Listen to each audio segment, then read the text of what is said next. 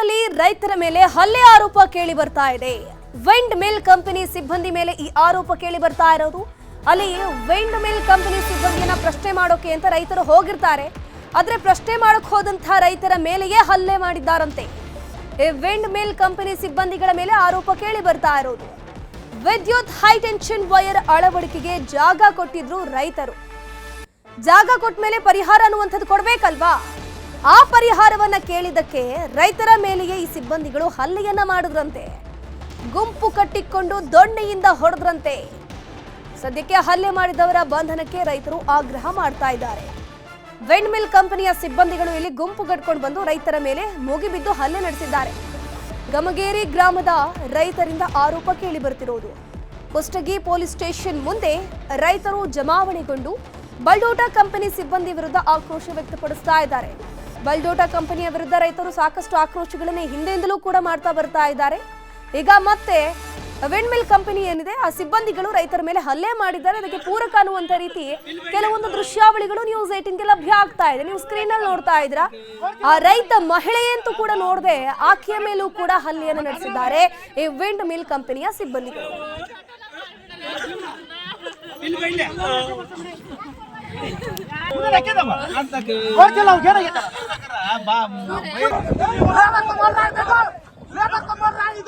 खेती वाला देखो, लेबर को मार रहा है, ये वाला आदमी, लेबर को मार रहा है इधर, देखो, देखो लेबर को मार रहा है, देखो, देखो लेबर को मार रहा है, देखो कैसे मार रहा है लेबर को, छोड़, लेबर को मार रहा है, देखो, लेबर को मार रहा है इधर, खेती वाला देखो, लेबर को मार रहा है, ये वाला आदमी, लेबर को मार रहा है इधर, देखो, देखो लेबर को मार रहा है, देखो, देखो लेबर को मार रहा है, देखो कैसे मार रहा है लेबर को, छोड़, लेबर को मार रहा है, देखो, लेबर को मार रहा है इधर, खेती वाला देखो, लेबर को मार रहा है, ये वाला आदमी,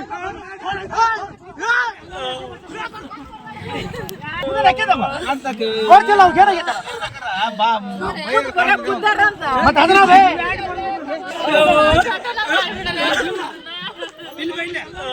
ಇದರ ಬಗ್ಗೆ ಹೆಚ್ಚಿನ ಮಾಹಿತಿ ನೀಡ್ತಾ ಹೋಗ್ತಾರೆ ನಮ್ಮ ಪ್ರತಿನಿಧಿ ಶರಣಪ್ಪ ಬಾಚಲಾಪುರ. ದೂರವಾಣಿ ಸಂಪರ್ಕದಲ್ಲಿ ಜಾಯಿನ್ ಆಗಿದ್ರೆ ಶರಣಪ್ಪ, ಇಲ್ಲಿ ನಾವು ಸ್ಕ್ರೀನಲ್ಲಿ ಕ್ಲಿಯರ್ ಆಗಿ ನೋಡ್ತಾ ಇದ್ದೀವಿ ಆ ಸಿಬ್ಬಂದಿಗಳು ಯಾವ ರೀತಿ ಹಲ್ಲೆ ಮಾಡ್ತಿದ್ದಾರೆ ಅನ್ನುವಂಥದ್ದು. ಯಾಕಾಗಿ ಅಲ್ಲಿ ಗಲಾಟೆ ಆಯಿತು, ಇಷ್ಟು ದೊಡ್ಡ ಮಟ್ಟಕ್ಕೆ ಹಲ್ಲೆ ಮಾಡೋದಕ್ಕೆ ಕಾರಣ ಏನು? ಸದ್ಯಕ್ಕೆ ಆ ಕಂಪನಿಯ ಕಡೆಯಿಂದ ಏನಾದರೂ ಸ್ಪಷ್ಟನೆ ಸಿಕ್ಕಿದ್ಯಾ ಹೇಗೆ? ಧನುಷಿ, ಏನು ಕೊಪ್ಪಳ ಜಿಲ್ಲೆಯಲ್ಲಿ ಅದರಲ್ಲೂ ಕುಷ್ಟಗಿ, ಕಕ್ಕನೂರು ಮತ್ತು ಯಲಬುರ್ಗಾದಲ್ಲಿ ಈಗ ಏನು ವಿದ್ಯುತ್ತು ಮತ್ತು ವಿದ್ಯುತ್ತಿಗಾಗಿ ನವೀಕರಿಸಬಹುದಾದ ವಿದ್ಯುತ್ತಿಗಾಗಿ ಏನು ವಿಂಡ್ ಪವರ್ ಮತ್ತು ಸೌರ ವಿದ್ಯುತ್ ಅಂದ್ರೆ ಸೋಲಾರ್ ಪವರ್ ಏನಿದೆ ಆ ತಯಾರಿಕೆ ಘಟಕಗಳ ಮಧ್ಯೆ ರೈತರ ಮಧ್ಯೆ ಈಗಾಗಲೇ ಹಲವು ಬಾರಿ ಈ ರೀತಿಯ ಘಟನೆಗಳು ಆಗ್ತವೆ. ಇದೇ ರೀತಿ ಈಗೇನಂದ್ರೆ ಕುಷ್ಟಗಿ ತಾಲೂಕಿನ ಗುಂಗೇರಿ ಅನ್ನುವಂಥ ಗ್ರಾಮದಲ್ಲಿ ಅವರ ಹೊಲದಲ್ಲಿ ಈಗ ಹೈ ಟೆನ್ಷನ್ ವೈರ್ ಹೋಗ್ತಾ ಇದೆ. ಆ ವೈರ್ ಅನ್ನ ತಡೆಯೋದಕ್ಕೆ ಈಗ ನಮ್ಗೆ ಪರಿಹಾರ ಕೊಡ್ರಿ ಅನ್ನುವಂಥ ರೈತರ ಒತ್ತಾಯ ಇತ್ತು.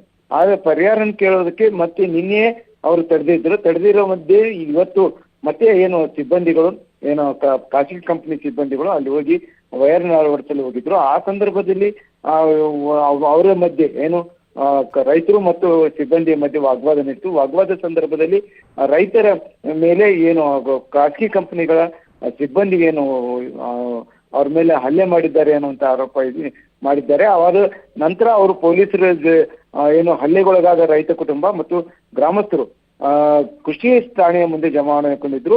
ನಂತರ PSI ಅವರು ಒಂದಿಷ್ಟು ಅವ್ರ ಮಧ್ಯೆ ಅವ್ರಿಗೆ ಏನು ಕೇಸ್ಗಳ ಹಾಕೋದಕ್ಕೆ ಮತ್ತು ಅದ್ರ ಬಗ್ಗೆ ಪರಿಶೀಲನೆ ಮಾಡಿ ಕ್ರಮ ಕೈಗೊಳ್ತೀವಿ ಅನ್ನುವಂಥ ಭರವಸೆ ನಂತರ ಕುಷ್ಟಗಿ ಠಾಣೆಯಿಂದ ಈಗ ರೈತರು ವಾಪಸ್ ಆಗಿದ್ದಾರೆ. ಆದ್ರೆ ಈ ರೀತಿ ಏನು ಕೊಪ್ಪಳ ಜಿಲ್ಲೆಯಲ್ಲಿ ಕುಷ್ಟಗಿ ಮತ್ತು ಯಲಬುರ್ಗಾ ಮತ್ತು ಕುಕನೂರಲ್ಲಿ ಈ ರೀತಿ ಮೇಲಿಂದ ಮೇಲೆ ಈ ರೈತರ ಮೇಲೆ ವಿಂಡ್ ಪವರ್ ಮತ್ತು ಈ ಸೋಲಾರ್ ಪವರ್ ಕಂಪನಿಗಳ ಸಿಬ್ಬಂದಿಗಳು ಮತ್ತು ಇಲ್ಲಿ ಕೆಲವೊಂದ್ ಕಡೆ ಪೊಲೀಸರು ಸಹ ಅವರಿಗೆ ಸಹಕಾರ ನೀಡ್ತಾರೆ ಅನ್ನೋಂಥ ಆರೋಪನೂ ಇದೆ.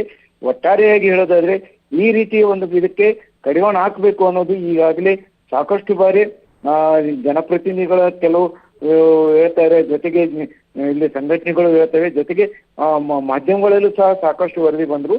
ಯಾಕೋ ಜಿಲ್ಲಾಡಳಿತ ಮತ್ತು ಕಂಪನಿಗಳ ದೌರ್ಜನ್ಯ ಮಾಡ್ತೀವಿ ಅನ್ನೋದಕ್ಕೆ ಇದೊಂದಷ್ಟು ಉದಾಹರಣೆ ಆಗಿದೆ ಅಂತ ಹೇಳ್ಬೋದು. ಶರಣಪ್ಪ, ಈಗ ಪೊಲೀಸ್ ಸ್ಟೇಷನ್ ಮೆಟ್ಟಿಲೇರಿದ್ದಾರೆ, ಪೊಲೀಸರು ಸಮಾಧಾನ ಮಾಡಿ ವಾಪಸ್ ಕಳಿಸಿದ್ದಾರೆ ಅಂತ ಹೇಳ್ತಿದ್ದೀರಿ. ಬಟ್ ಇಷ್ಟು ದೊಡ್ಡ ಮಟ್ಟದಲ್ಲಿ ರೈತರ ಮೇಲೆ ಹಲ್ಲೆ ಮಾಡ್ತಾರಂತಂದ್ರೆ ಪೊಲೀಸರು ಕಂಪ್ಲೇಂಟ್ ಫೈಲ್ ಮಾಡದೆ ಯಾಕೆ ಸುಮ್ಮನಿದ್ದಾರೆ? FIR ಏನೂ ಆಗಿಲ್ವಾ? ಇಷ್ಟು ದೊಡ್ಡ ಮಟ್ಟದಲ್ಲಿ ಹಲ್ಲೆಗಳು ಗಲಾಟೆಗಳಾಯ್ತು ಅಂತಂದ್ರೂ ಕೂಡ ಅಲ್ಲಿ ಸದ್ಯಕ್ಕೆ ಇನ್ನೂ ಕಂಪ್ಲೇಂಟ್ ಆಗಿಲ್ಲ. ಕಂಪ್ಲೇಂಟ್ ಆಗುವಂತ ಸಾಧ್ಯತೆನೂ ಇದೆ. ಯಾಕಂತ ಹೇಳಿದ್ರೆ ಈಗ ಆಗ್ತಿರುವಂತ ದೂರನ್ನು ನೀಡಿದಾಗ ದೂರನ್ನು ಆಧರಿಸಿ ಒಂದು ಕಂಪ್ಲೇಂಟ್ ಮಾಡುವ ಸಾಧ್ಯತೆ ಇದೆ.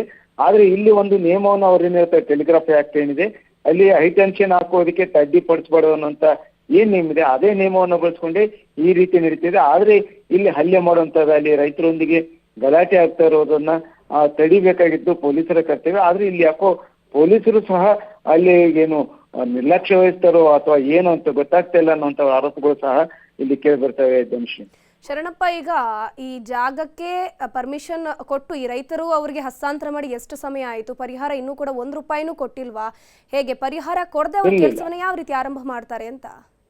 ಇಲ್ಲ, ಈಗ ಒಂದು ಸೋಲಾರು ಮತ್ತು ಪ್ಲಾಂಟ್ಗಳನ್ನ ಹಾಕೋದಕ್ಕೆ ರೈತರೊಂದಿಗೆ ಭೂಮಿಯನ್ನ ಖರೀದಿ ಮಾಡೋರಂತ ಕಂಪ್ನಿಗಳು.